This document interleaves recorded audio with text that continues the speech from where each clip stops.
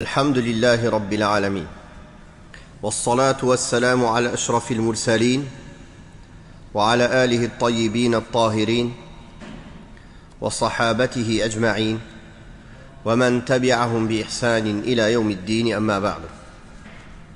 Nous continuons cette série de cours de la lecture de Rubu' Yasin. Nous en sommes à Surat Ad-Dukhan et l'explication en langue française, Inch'Allah. أعوذ بالله من الشيطان الرجيم ولقد فتنا قبلهم قوم فرعون وجاءهم رسول كريم أن أدوا إلي عباد الله إني لكم رسول أمين وأن لا تعلوا على الله إني آتيكم بسلطان مبين وإني عذت بربي وربكم أن ترجمون وإن لم تؤمنوا لي فاعتزلون فدعا ربه أن هؤلاء قوم مجرمون فأسر بعبادي ليلا إنكم متبعون واترك البحر رهوا إنهم جند مغرقون كم تركوا من جنات وعيون وزروع ومقام كريم ونعمة كانوا فيها فاكهين كذلك وأورثناها قوما آخرين فما بكت عليهم السماء والأرض وما كانوا منظرين ولقد نجينا بني إسرائيل من العذاب المهين من فرعون إنه كان عاليا من المسرفين ولقد اخترناهم على علم على العالمين وآتيناهم من الآيات ما فيه بلاء مبين. Nous avons lu du verset 17 au verset 33 de Surat Ad-Dukhan. Allah Tabaraka wa Ta'ala a dit dans le sens de sa parole, dans ces versets que nous venons de lire, nous avons éprouvé avant eux le peuple de Pharaon, alors que leur était déjà venu un digne messager. Laissez-moi prendre avec moi les serviteurs d'Allah, je suis pour vous un messager fiable. Ne vous élevez pas contre Allah, je vous apporte une évidente preuve d'autorité. Je cherche refuge auprès de mon Seigneur, et qui est aussi le vôtre, pour que vous ne me lapidiez pas. Si vous ne me croyez pas, alors tenez-vous loin de moi. Il implora son Seigneur en disant, ceux-là sont des gens criminels. Pars de nuit avec mes serviteurs, lui répondit Allah. Vous serez certes poursuivis. Laisse la mer derrière toi ouverte et immobile, car les armées qui te suivront y seront noyées. Combien de jardins et de sources vives n'ont-ils pas laissés derrière eux? Combien de champs généreux et d'habitations huppées, et de délices dont ils goûtaient au milieu des réjouissances. C'est ainsi qu'il en fut, et nous en donnâmes l'héritage à d'autres peuples. Ni le ciel, ni la terre ne les pleurèrent, et aucun sursis ne leur fut accordé. Nous avons certes sauvé les enfants d'Israël du supplice humiliant de Pharaon, qui était arrogant et enclin aux outrances. De tous les peuples de l'univers, nous les avons choisis en toute connaissance parmi les autres peuples de leur temps. Nous avons produit devant eux des prodiges qui devaient leur être des épreuves manifestes. Après qu'Allah tabaraka wa ta'ala ait parlé de l'opposition des mécréants au temps du prophète Mohammed sallallahu alayhi wa sallam, quand ils se sont opposés au message du prophète Mohammed sallallahu alayhi wa sallam, Allah tabaraka wa ta'ala rappelle que ces mécréants-là ont des prédécesseurs dans la mécréance. Comme nous, les musulmans, nous avons des prédécesseurs dans la foi et la piété, que ce soit les prophètes et les suiveurs des prophètes, et nous concernant, nous plus particulièrement les musulmans de la communauté du prophète Mohammed sallallahu alayhi wa sallam, quand on dit les pieux prédécesseurs, c'est-à-dire ceux qui nous ont précédés dans la foi et la piété, qui sont les compagnons du prophète sallallahu alayhi wa sallam et les premiers siècles, dont le prophète sallallahu alayhi wa sallam a dit: les meilleurs gens sont ceux de mon siècle, puis ceux qui les suivent, puis ceux qui les suivent. Donc les mécréants aussi ont des prédécesseurs. Nous avons les pieux prédécesseurs, eux ils ont les prédécesseurs pervers. Et ils suivent leur voie. Nous on suit la voie de nos pieux prédécesseurs, et eux ils suivent la voie de leurs prédécesseurs pervers. À chacun de choisir la voie de quel prédécesseur il veut suivre. La voie des pieux prédécesseurs ou la voie des prédécesseurs pervers. Il n'y a pas une troisième voie. Il y a celle-ci ou celle-là. La voie des gens du paradis, la voie des gens de l'enfer. Donc Allah a rappelé ici aux Quraysh que si eux ils se sont opposés au prophète sallallahu alayhi wa sallam et ont mécru à son message, ils ont des prédécesseurs pervers, mécréants comme eux, qui ont mécru auparavant. Alors il leur a cité le récit de Moussa, Moïse alayhi salatu wassalam, avec le peuple mécréant de Pharaon.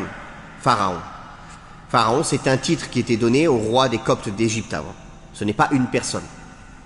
Chaque roi qui venait à la tête des Égyptiens auparavant, il s'appelait Pharaon. C'était le titre qui lui était donné. Comme César, qui était donné au titre des rois romains. Comme Héracle, qui était donné au titre des rois des Perses. Ce sont des titres. Donc Pharaon, le peuple de Pharaon mécréant, et Moussa alayhi salam qui leur a été envoyé, Allah Ta'ala a voulu citer ce récit comme exemple. Et le châtiment auquel fut soumis le peuple de Pharaon mécréant de la part d'Allah Tabaraka wa Ta'ala. Tout ceci afin que les mécréants parmi les Quraysh se ressaisissent, se repentent, reviennent à leur bon sens avant qu'il ne soit trop tard. Alors il leur a dit: avant eux, nous avions déjà soumis le peuple de Pharaon à des épreuves. C'est-à-dire que nous les avions mis à l'épreuve en leur envoyant notre messager Moussa alayhi salam, Moussa fils de Imran, le noble prophète, qui possède comme noblesse et vertu morale ce que ne possède pas autrui parmi les hommes. Laisse partir avec moi les serviteurs d'Allah, dit Moussa alayhi salatu wassalam à Pharaon et à son entourage. Laisse les enfants d'Israël partir libres, c'est-à-dire les enfants du prophète Yaqub, Jacob. Son deuxième prénom était Israël. Israël est le nom du prophète Yaqub. Et les enfants d'Israël, Yaqub, il avait combien d'enfants? Yaqub, c'est le père de qui? De Youssouf. Youssouf, il avait combien de frères? 11 frères. Donc, ils étaient 12 enfants de Yaqub. De ces 12 enfants sont nés les 12 tribus de Bani Israël. Tous sont des enfants de Yaqub. Les Bani Israël, à la base, sont des enfants d'enfants de prophètes. C'est pour ça Allah il les a choisis. Il les a aimés, il leur a envoyé des prophètes et des prophètes. Et ils sont les enfants des enfants de prophètes. Mais subhanallah, comme quoi être fils d'un prophète ou enfant de prophète, ça ne sert à rien si la personne ne craint pas Allah et n'est pas reconnaissant envers Allah subhanahu wa ta'ala ou son orgueil sur les autres. C'est exactement ce qui s'est passé pour Bani Israël. Allah les a préférés, Allah les a aimés, Allah leur a envoyés, Allah les a choisis, comme on va le voir à la fin des versets qu'on a récités sur l'univers. Mais au lieu d'être reconnaissants envers Allah et d'être de meilleurs adorateurs, ils ont dit « Nahnu abna'ullahi wa ahibba'u » Nous sommes les fils d'Allah, c'est bien aimé. « Lan tamassana an-naru illa ayyaman ma'douda » Le feu ne nous touchera que quelques jours. On peut faire les péchés qu'on veut. Subhanallah. C'est pour cela qu'il ne faut jamais se vanter de ses origines. Car tu as beau être le fils d'un prophète, si tu ne crains pas Allah et tu n'es pas croyant, cela ne te servira à rien devant Allah. Nuh alayhi salam, le fils d'un ulul azmi min ar-rusul, parmi les doués de volonté parmi les prophètes, les meilleurs, les 5 meilleurs hommes au monde qui ont existé sur terre. Nuh fait partie de cela, alayhi salam. Et il n'a pas pu sauver son fils. Son fils a préféré rester dans la mécréance, ne pas croire en son père, ne pas suivre son message, ne pas monter dans le bateau et aller se réfugier sur une montagne haute. Mais ce jour-là, personne ne pouvait protéger qui que ce soit du châtiment d'Allah. Donc, les Bani Israël, Allah Ta'ala a donné leur exemple aux Qurayshites. Il leur a envoyé Moussa à Pharaon et au peuple mécréant avec eux de laisser partir libres avec lui les enfants d'Israël qui étaient pris en esclavage par les Coptes, par les Égyptiens. À l'époque, les Bani Israël avec Yaqub, il habitait où? En Palestine. Et son fils Youssouf, quand il y a eu l'histoire du fils Youssouf qui a été jeté dans le puits par ses frères, par jalousie, et il a été recueilli en Égypte. Et il est devenu ministre en Égypte. Et il a demandé à toute sa famille de venir les rejoindre. Donc, tous les Bani Israël sont venus vivre en Égypte. Mais avec le temps, les Égyptiens les ont pris en esclavage, les ont asservis. Ils les ont asservis. Tout ceci, ce n'était qu'en récompense de leur péché. Allah Ta'ala les a mis au service des Égyptiens parce qu'ils n'étaient pas pieux, parce qu'ils n'ont pas obéi à Allah. Alors Allah les a avilis. C'est ça la sunna d'Allah. Même les meilleurs gens qu'Allah a aimés et a préférés, s'ils s'éloignent du chemin d'Allah, des enseignements des prophètes, de la confiance en Allah, du tawhid, alors Allah les avilit. Et c'est ce qui se passe pour les musulmans quand ils s'éloignent de leur religion. Même si c'est la meilleure communauté, la plus aimée auprès d'Allah. Mais si elle s'éloigne du chemin du prophète qui leur a été envoyé, alors ils sont avilis.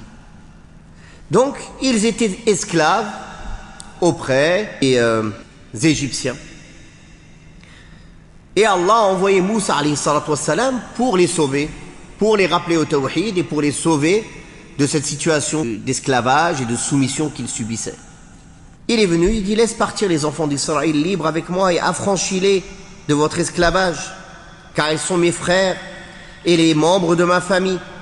Ils sont les meilleurs des gens à leur époque, car ils étaient les croyants, les suiveurs des prophètes, les descendants de prophètes. Vous les persécutez et vous les réduisez en esclavage sans raison. Laisse-les partir libres afin qu'ils adorent tranquillement leur Seigneur.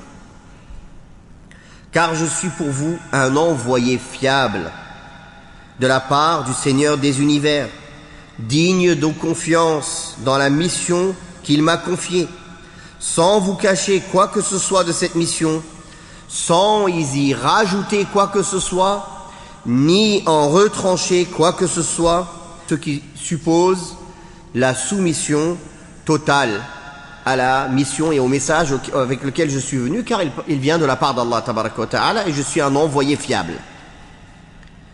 Et ne cherchez pas à vous élever au-dessus d'Allah, à vous enorgueillir contre Allah, en refusant de l'adorer par arrogance et en vous montrant orgueilleux vis-à-vis de ses serviteurs, car je suis venu à vous muni d'une preuve éclatante.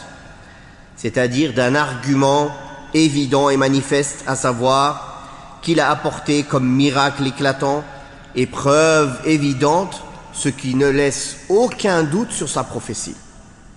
Mais ils le traitèrent de menteur, ils tentèrent de le tuer, il sollicita alors l'aide d'Allah tabaraka wa ta'ala contre leur mal en disant: et j'ai demandé à mon Seigneur, qui est aussi le vôtre, de me préserver afin que vous ne me lapidiez pas, afin que vous ne me tuiez pas de la pire des morts en me lapidant. Et si vous ne croyez pas en moi, au moins laissez-moi partir. Si vous ne voulez pas m'écouter, croire en moi, au moins laissez-moi libre, laissez-moi partir. Vous avez deux options.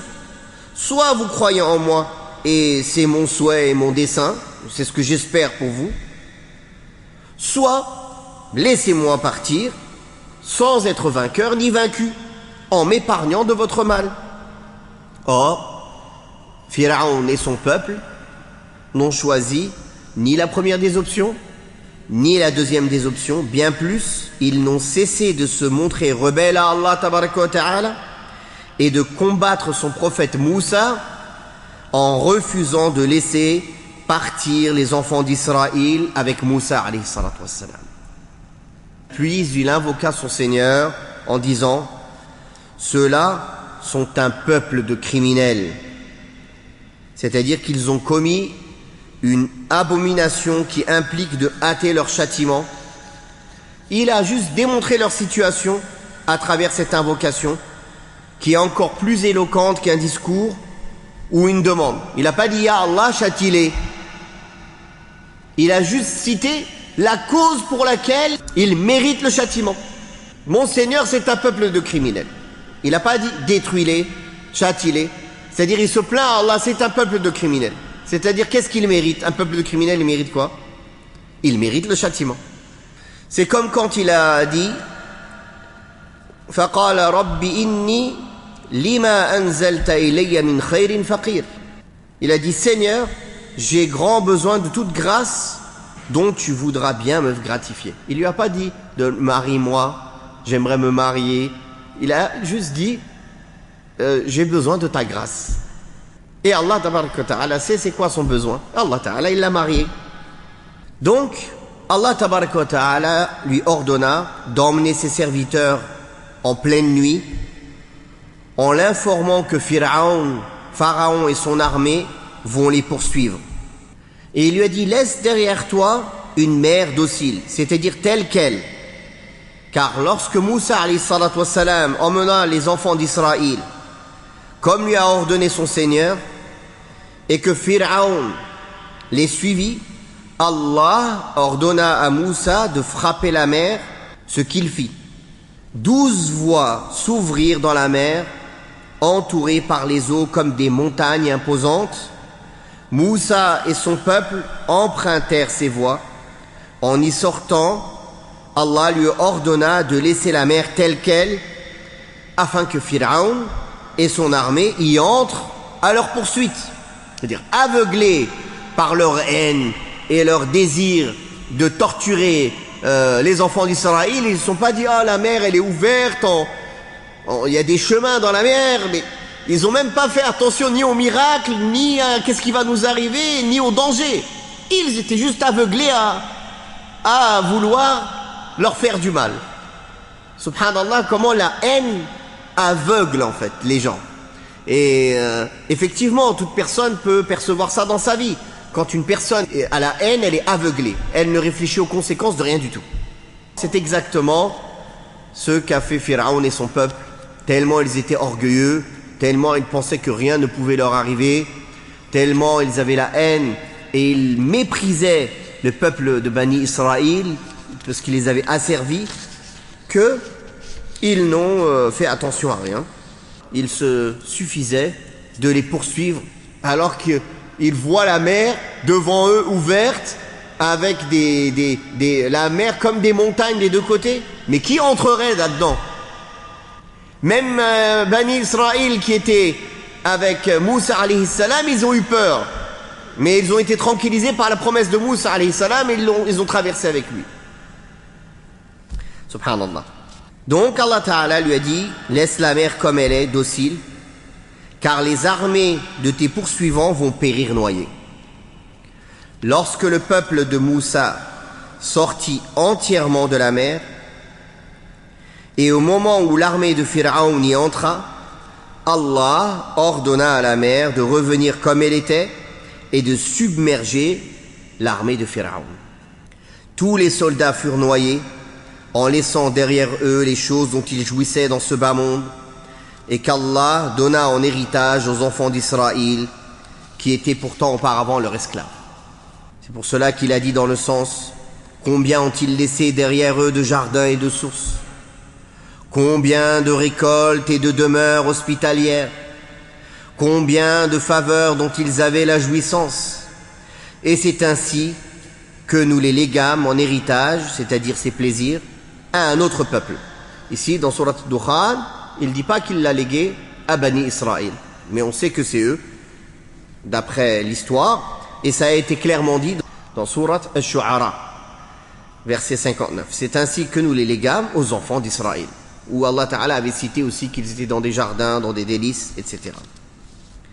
Puis Allah Ta'ala nous dit que ni les cieux ni la terre ne versèrent de larmes sur leurs morts. C'est-à-dire qu'après qu'ils furent exterminés par Allah Ta'ala, ni les cieux ni la terre ne s'attristèrent pour eux, ni les regrettèrent. Bien plus, tout le monde fut réjoui à l'annonce de leur disparition, y compris le ciel et la terre, car ils n'ont laissé que des mauvais souvenirs à cause de leurs méfaits, méritant de ce fait d'être maudits par toute chose. La personne de bien est aimée même par les créatures inertes, même par les animaux, les bestioles et les créatures inertes. Allah Ta'ala, le prophète sallallahu alayhi wa sallam nous informe que les gens des cieux, les gens de la terre, même les poissons dans l'eau et les fourmis dans leurs trous invoquent en faveur de celui qui enseigne le bien aux gens. Subhanallah. Car le croyant est une rahmah, est une miséricorde pour toutes les créatures. Alors que le kafir, le mécréant, est une niqmah, est un malheur pour toutes les créatures. C'est pour ça qu'elles sont contentes quand la terre est débarrassée d'eux. Ni les cieux, ni la terre, ni aucune créature n'ont pleuré leur fin, leur extermination. Bien au contraire, tout le monde était bien heureux. Et ils ne bénéficièrent d'aucun délai, c'est-à-dire qu'ils ne reçurent pas d'avertissement quant à l'avènement du châtiment qui tomba sur eux à l'improviste. Ils ont reçu auparavant des rappels, plusieurs rappels. Mais cette fois-ci, c'était trop tard. Et c'est comme ça, comme Allah Tabaraka wa Ta'ala a dit, وَكَذَلِكَ أَخْذُ رَبِّكَ إِذَا أَخَذَ الْقُرَى وَهِيَ ظَالِمَةٌ إِنَّ أَخْذَهُ أَلِيمٌ شَدِيدٌ. C'est ainsi, quand ton Seigneur châtie une cité ou un peuple quand il est injuste, certes son châtiment est douloureux et dur. Le prophète sallallahu alayhi wa sallam, en expliquant ce verset, a dit: certes, Allah tend la corde à l'injuste, c'est-à-dire il lui laisse du temps, il lui laisse la possibilité de se repentir, il lui laisse du temps, il lui laisse toutes les occasions possibles, il lui tend la corde, il le laisse jusqu'à ce qu'il se croit tout puissant, il lui tend la corde, mais il ne l'oublie pas. Ça ne veut pas dire par là il va s'en sortir s'il ne se repent pas à temps. فَإِذَا أَخَذَهُ لَمْ يُفْلِتْهُ. Mais par contre, quand il l'attrape, quand il le châtie, il ne le rate pas, il ne le manque pas. C'est-à-dire que son châtiment va être douloureux, comme le verset là. C'est ainsi qu'est arrivé à Pharaon et à son peuple. Ensuite, Allah Tabaraka wa Ta'ala rappela ses dons aux enfants d'Israël en disant: ainsi, avons-nous délivré les enfants d'Israël d'un châtiment avilissant auquel ils étaient soumis, c'est-à-dire l'esclavage.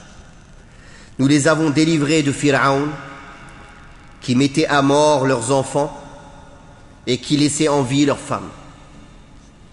Car il était orgueilleux, en se montrant arrogant sur terre, sans aucune raison, et outrancier, en dépassant les limites d'Allah et en transgressant ses interdits.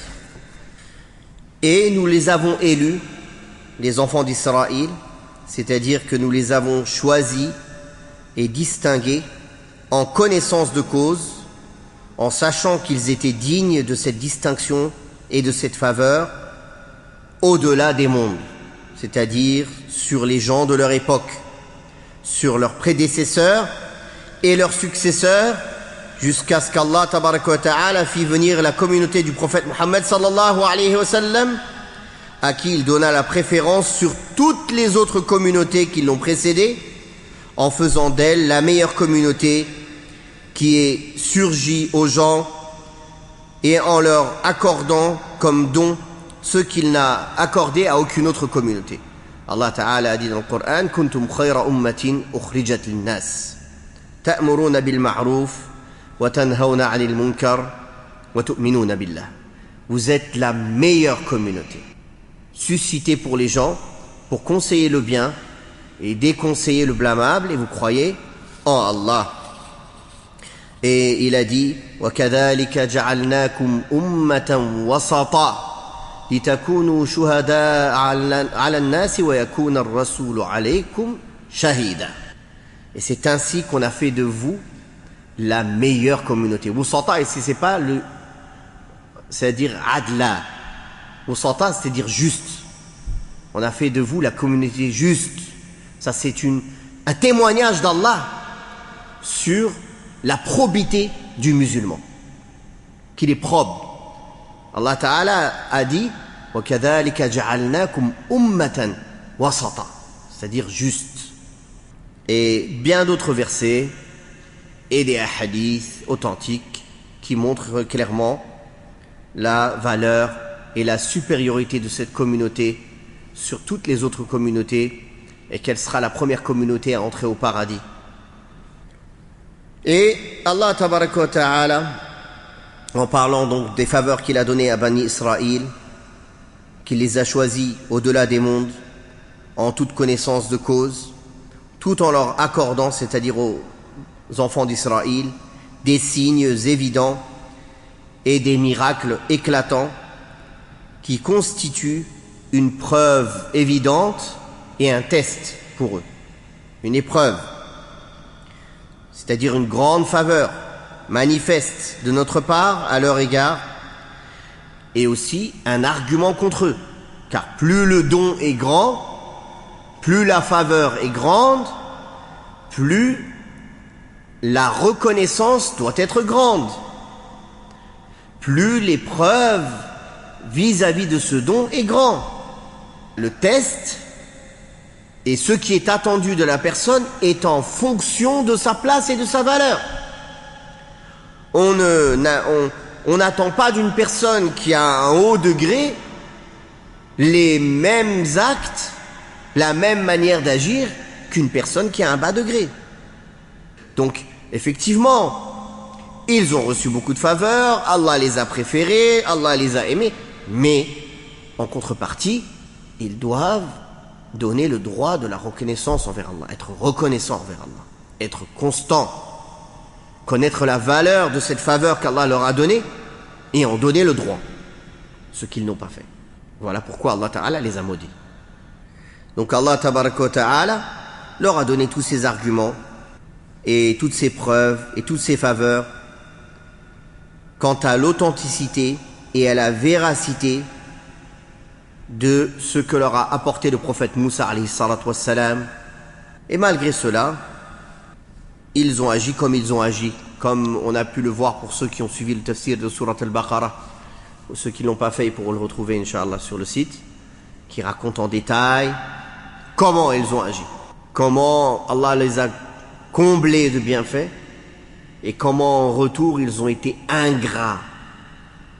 Et ils ont adoré le veau. Et ils ont trahi la promesse qu'ils ont donnée à Moussa, alayhi salam. Et ils ont fait, et ils ont fait, et ils ont fait. Et ils ont polémiqué. Et ils ont essayé de ruser contre Allah. Subhanallah. C'est ça la récompense, c'est ça la reconnaissance de tous les bienfaits qu'Allah vous a donnés. Ça, c'est l'exemple d'une personne qui gâte ses enfants et qui leur donne tout, qui fait tout pour eux, et ses enfants, ils sont ingrats. Et ils ne sont jamais reconnaissants. Et ils ne font que critiquer. Ça, c'est une créature avec une créature. Alors que dire Allah Ta'ala avec les créatures? Allah les a préférés, il leur a envoyé des prophètes, il en a fait les descendants des prophètes. Leur attitude, ça a été quoi? De s'enorgueillir et d'être ingrat. Wallahu al-musta'an. Wallahu ta'ala a'la wa a'lam wa sallallahu ala Muhammadin wa ala alihi wa sahbihi wa sallam walhamdulillahi rabbil alamin.